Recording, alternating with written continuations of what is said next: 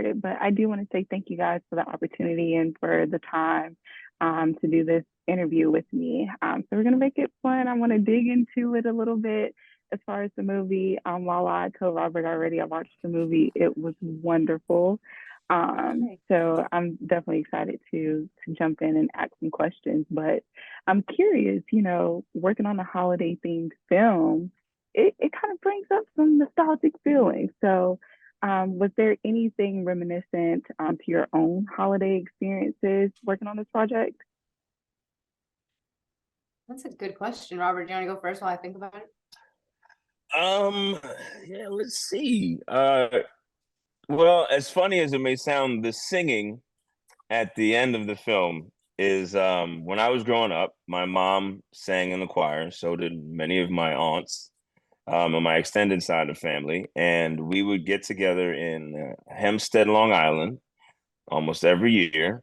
And at a certain hour on Christmas, the aunties broke out the hymnals and started singing Christmas songs and church songs, and it's so I that brought back that memory, which was always nice. I used to sing in the choir with my mother as well, so and I still sing now, but not like Lala, but you know what I'm saying, a little Hopefully. something, something. I love it. I Yeah, love I'm it. trying to think. Robert, we both talked about this on one of the other interviews before, but I know you said you have stepkids. I have a step parent, Hmm. and I have two step parents, and we were talking about welcoming that part into the family and what that dynamic is like, and so I guess if anything, it was nice. I remember the first Christmas with my stepmom, and I love her a lot, and yeah, I don't know, it was kind of reminiscent of that, I guess. I love Yeah, that. that was huge. That was huge. I will say that the first time that we celebrated Christmas, we weren't engaged or married yet, but as a family, and the girls had wrapped presents for me, and they like chose the Trinidad wrapping paper and Barbados wrapping paper, which is where my family's from, and I was like, oh. So it matters a lot, the family is has to be a whole unit. So without that aspect of it, it doesn't work. So and then once you see that as the person that's joining new, then you're like, oh, it's full steam ahead. You know, Locked in. Yes, yeah, that is 100%. true. I love that. So it looks like someone is entering in. Let me add them in. Who that? I Who think goes it there? is, Michael? I think it's Wicked, wicked. Carol. So I guess they, Do you hear a rubber chicken? Yeah, I was gonna say. I just saw his interview on the Breakfast Club and he had that chicken. So I He's guess they left out. So I guess it's still just us. It's still just us. they left. Ding dong ditch. Yes. Well, it says they're still, yeah, they left. So it's still us. We're in here. Okay. So it's, All right. but I want to start with you, Robert, because you this isn't the typical role that you play. You're usually the romantic lead, but not necessarily a rom com. So, I mean, Right. tapping into this character, what was your approach, and what was something that you found most challenging in this role, and what was something that was rewarding for this role? Well, when I got cast, I was speaking to my best friend from since I was 4 years old, and he said, "Oh man, people about to find out how funny you are," because I do tend to play these romantic leads. But as Lala will tell you, I'm a damn jokester in real life. um, I don't have time for much serious, dour stuff in my life. I like to have a good time. Um, and the challenge in this was just was I think something that's a challenge in every new project that you start on, which is gaining the trust of your fellow actors and the director and the crew that somewhat effervescent and frenetic energy is backed by love and can be focused really quickly, really well, so that I'm joking in between cut and action, but in between action and cut, it's all business. Even if that business is to be funny. And one of the most rewarding things was being able to perform amongst people that I consider legends, like Tashina and Jack A and Tommy Davidson and even Michael uh, and Tammy in her own right. But to have those people compliment me on my work and feel like I was worthy of being sharing the screen with them was by far the most rewarding thing. I love that.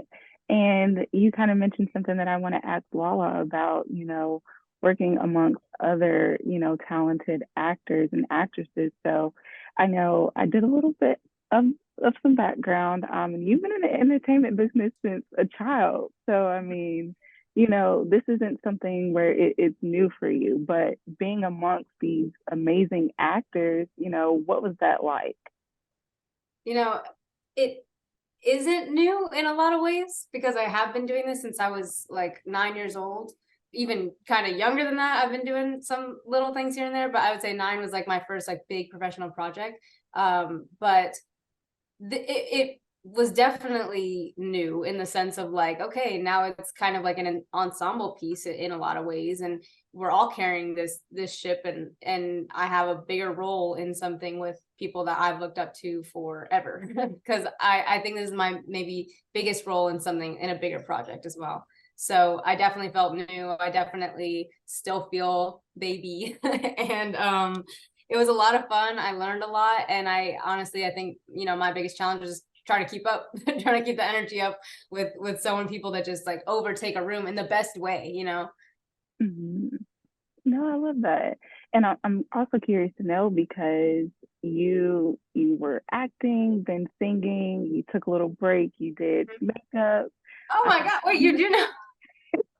I try to do my research, so do you feel like now with doing this project, do you feel like you're at a place where you're really, really confident that, acting is something that you still want to continue to pursue?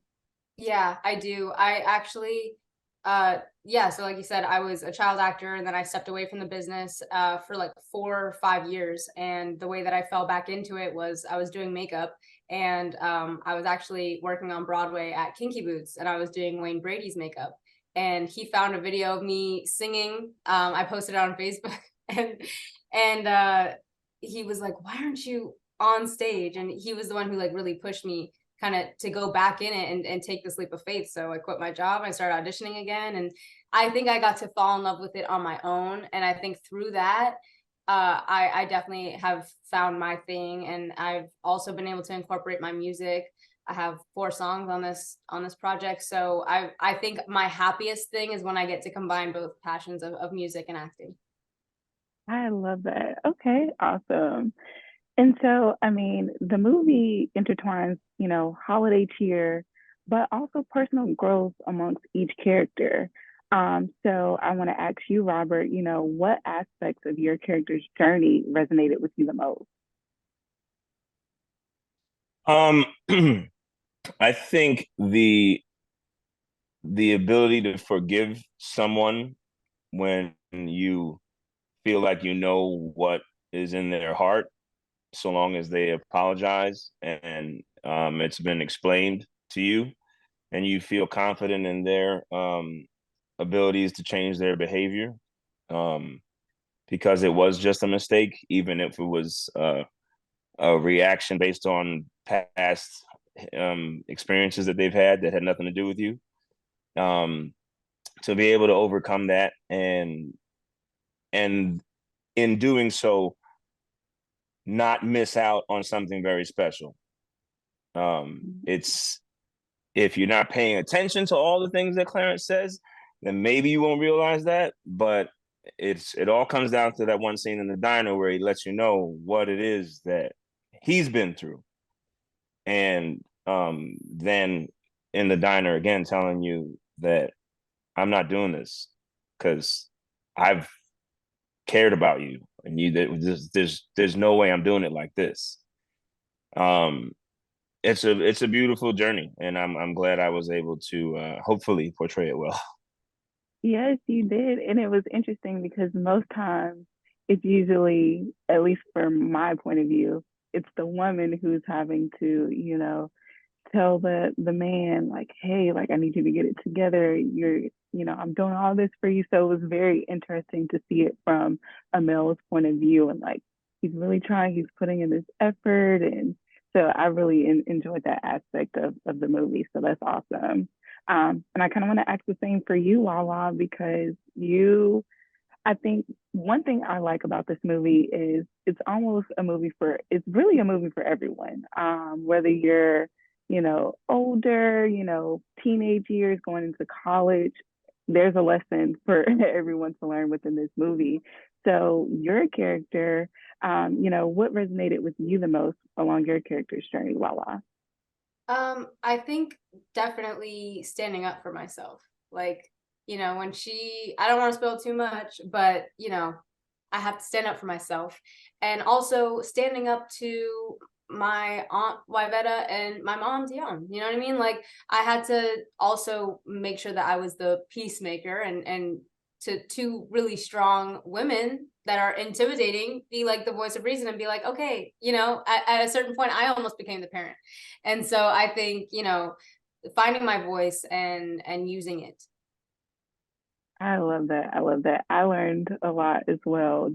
I think even just with any type of business that you're going into, like you have to be able to stand on your own, Mhm. notice when people may be taking advantage of you. Like we're not playing these games. Like Yeah, I don't want protect. to give away the scene either, but when he was Mhm. trying to, pay you a certain amount, I was like, He tried. oh, no, Right. we're not, we're She had not her own doing that. tricks up her sleeve, you know what I'm saying? Yes, Hmm. yes. So I'm just curious, how was it on set? You touched on it a little bit, Robert, but just, what was the dynamic, the environment like on set? It was fun. It was fun. These movies are tough. There's a very truncated, condensed schedule. So you got to really come in knowing your stuff, but everyone did. And I think we set the tone from the table read, and we had fun making this movie. We just did. It was a joy to come to work, no matter how long the days were. And sometimes you had to bite down. And there was a couple of days it was cold on that boardwalk, and we had to hurry up and get that scene done. But I enjoyed it a lot. I love that. I love that. Now, I'm curious because this movie could have been on any network. So I'm just curious, was there any significance as to SoFi Christmas contributing to BT networks, or if you don't know the answer to that, why is it so important to have holiday films storytelling for the African American culture? Lala. Figures, yeah. I mean, I don't know the significance of, how it landed on the network. I think they just were the ones that, got it. But I think it's super important that we have our own stories and our own, I forgot who said it in another interview as well, but I definitely want to piggyback off of something I heard. I think it was Clarence who wrote the script, was saying Hmm. that, or no, maybe it was Tommy. It was Tommy Davidson, said that, a lot of times we see a lot of Black women pitted against each other, or, and this is a beautiful tale of friendship and sisterhood and family and love, Black love. And I think it's amazing that it's on BET. I think it's a great story full of amazing, nostalgic, Black, iconic 90s like legends. So I think it's the perfect fit. And then the two of us. And us, yeah. We are. Yeah. I was born in the 90s. I'm a Black. Well, I was born in the 80s, but I watched them on TV. You were alive during the 90s. So. That's true. I was around. I was around. You were Um, there. You were there. yeah. No, I don't know why it was on there either. Why it was BET, but I agree with what Lala said and what Tommy said. I think it's important that one of the things that we as a community need to do at communities of color, period, is to show life as it is. You know, our lives are full and they take place in all these different places, and they have many of the same elements to them as every other culture that exists and makes film and television, you know, and for it to be us doing it, but it's not like it took place in an urban setting, or it you know, somebody had a stereotypical job or something like that. You know, it had elements of our culture and our communities, and many of them, and some of them which are unique, and some of them which are ubiquitous. And it's important for us to continue to be like, hey, we special, and simultaneously we just like y'all. Yeah, no, I after watching the movie, I was just like, this is almost just like a Black Hallmark movie. Like it's lighthearted. It's nothing, you know, sad or, you know, like we deal with this on an everyday basis, you know, in our community. It was really just a lighthearted, fun life lesson, you know, movie. So I definitely enjoy that. And I hope people, when they see it, they can, you know, take that and appreciate that, because we like you said, we need it more. You don't see that often. So I think that's really something that stands out about this film. I'm here for But all the Black Hallmark movies, all of them. I don't care, black ones, white ones, green ones, red, yellow, brown, purple. Alien Hallmark movies. I don't care. I'm here for it. yes, yes, I love it. I love it. Well, definitely don't want to take up too much of your time, but although the movie has already aired, can you guys, either one of you, just let the people know where they can stream So Fly Christmas? Hi, I'm Laurissa Lala Romain. I'm in So Fly Christmas, and you can stream it now on BET Plus. My name is Robert Christopher Riley. I play Clarence in So Fly Christmas, available right now only on BET Plus. I love it. And I'm MissTDrake. I'm the interviewer, and you can catch this on all platforms once it drops. Awesome. Well, thank you guys so much for your time. I definitely enjoyed speaking with you. And I just wish you guys nothing but continued success along your journeys. Thank you so much. Likewise, and same to you. Thank you. You guys have a good one. Get some rest after these press runs. Thank you. I will be Happy sleeping. holidays. We're going to be all right. Thank you. Have a Thank good night. you.